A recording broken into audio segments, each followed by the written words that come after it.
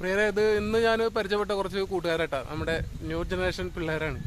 എന്തായാലും അവരെന്നെ വിളിച്ചതെന്ന് പറഞ്ഞാൽ ഇവിടെ കാലത്ര ഭാഗത്തൊരു നായോ ഇങ്ങനെ വണ്ടി ഇടിച്ചൊരു പറമ്പിൽ കിടക്കുന്നുണ്ടെന്ന് പറഞ്ഞിട്ട് വിളിച്ചതാ.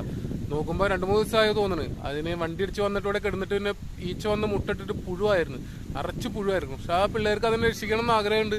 അപ്പോൾ ഞാനും തിരക്കുകൾ കഴിഞ്ഞപ്പോൾ വന്നിട്ടുള്ളൂ. അപ്പോൾ വീണ്ടും ഇങ്ങോട്ട് ഓടി. പക്ഷെ നമുക്ക് ഇനി നിർത്താൻ ഒരു സ്പേസ് ഇല്ല. അപ്പോൾ ക്ലീൻ ചെയ്ത് ഞാൻ കംപ്ലീറ്റ് ക്ലീൻ ചെയ്ത് അതിനുള്ള സഹായങ്ങളൊക്കെ വരെ ചെയ്ത് തന്നു. അതൊക്കെ കഴിഞ്ഞ് ഫുഡും ഞാൻ കൊടുത്ത ഫുഡും കൊടുത്തിട്ടുണ്ടായിരുന്നു. ഫുഡും കൊടുത്ത് വെള്ളം കുടിച്ച് ആളെ രക്ഷപ്പെടുമെന്ന് അറിയില്ല, ഇന്റേണലായിട്ട് ഇഞ്ചുറി ഒക്കെ ഉണ്ടോയെന്ന് അറിയില്ല. അപ്പോൾ തൽക്കാലം ആൾ കടിക്കാനും നോക്കുന്നുണ്ട്. തൽക്കാലം ആളെ മഴ കൊള്ളാത്ത രീതിയിൽ ഞങ്ങൾ ക്ലീൻ ചെയ്ത് നല്ല കഴുകി വൃത്തിയാക്കി മരുന്നൊക്കെ അപ്ലൈ ചെയ്തിട്ട് സെറ്റാക്കി വെച്ചിട്ടുണ്ട്.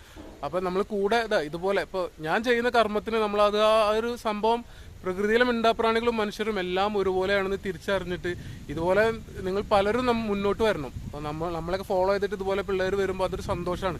അപ്പോൾ എന്തായാലും ഇപ്പം ഇന്നത്തെ ഈ ഒരു കാര്യത്തിന് വേണ്ടിയിട്ട് ഇവർ നമ്മളെ കൂടെ നിന്ന്